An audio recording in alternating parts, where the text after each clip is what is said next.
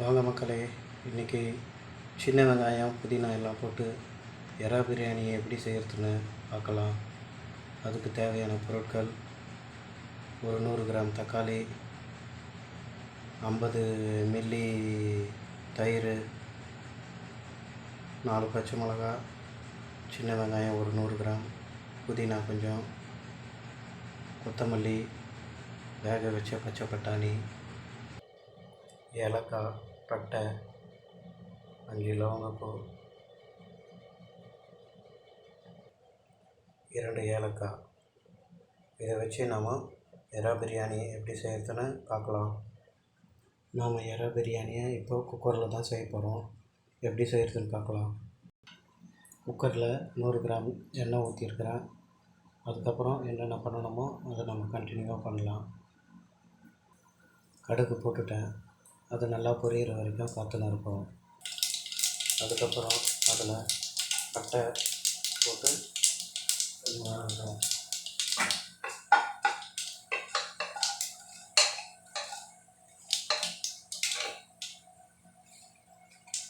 எடுத்து வச்சுக்கிற 5 லவங்கப்பூவை போட்டுக்கலாம்.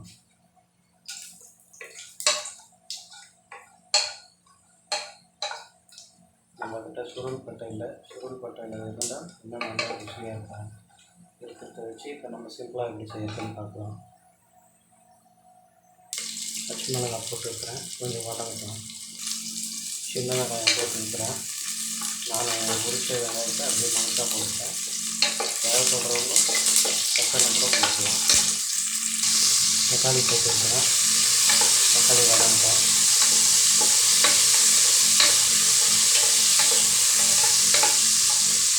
அதுக்கப்புறம் நம்ம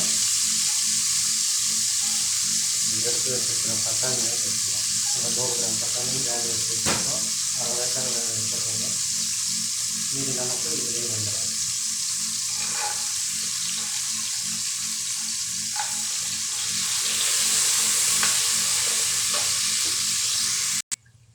கூடவே கருவேப்பிலை போட்டுக்கலாம்.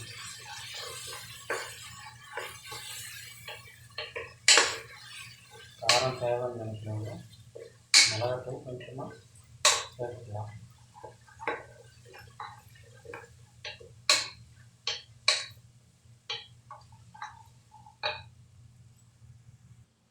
ஒரு சின்ன டீஸ்பூன் அளவுக்கு இஞ்சி பூண்டு சேர்த்துக்கலாம். விழுத அரைச்சி சேர்த்துக்கலாம்.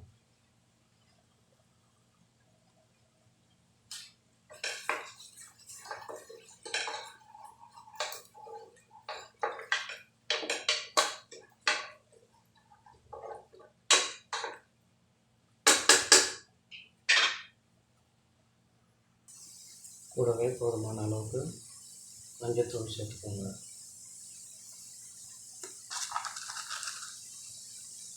தேவைக்கு மிளகும் ஒரு 10 மிளகு சேர்த்துக்கலாம். சீரகம் ஒரு சிட்டிகை சேர்த்துக்கலாம். சீரகம் நாம் ஏன் சேர்க்குறோன்னாக்கா கொஞ்சம் வாசனை நல்லாயிருக்கும்.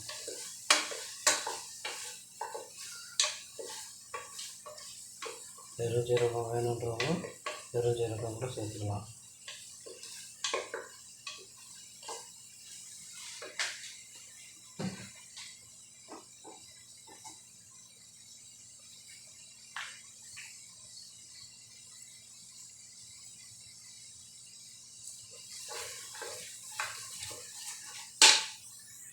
அரை டேபிள் ஸ்பூனு தனியா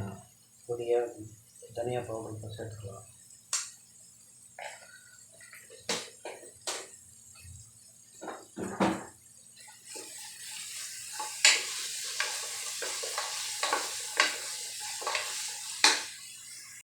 இப்போ நாம்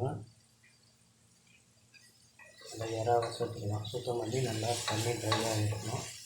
அது சேர்த்தோம்னாக்கா நமக்கு வேகும்போது தண்ணி அதிகமாக ஆகாத இருக்கும். நம்ம தண்ணி மிக்ஸ் பண்ணுறதுக்கு சரியாக இருக்கும்.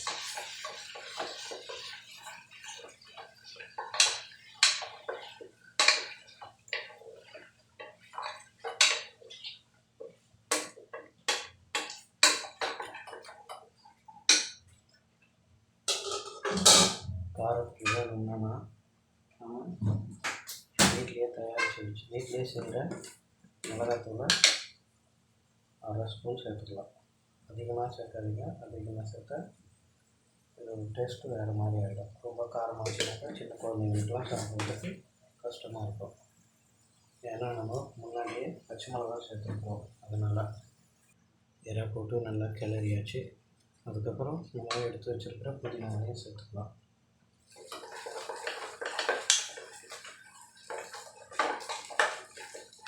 புதினா சேர்த்து நல்லா கிளறி விட்டுறலாம். போதும், மல்லித்தழையும் சேர்த்துக்கலாம்.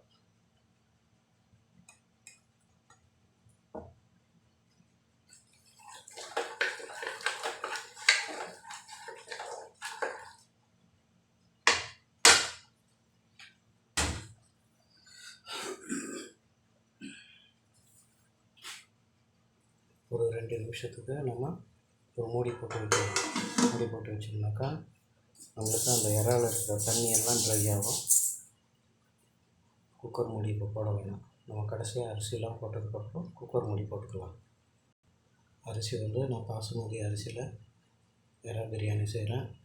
அதுக்கேற்ற மாதிரி நம்ம 200 கிராம் அரிசி எடுத்துருக்கேன்.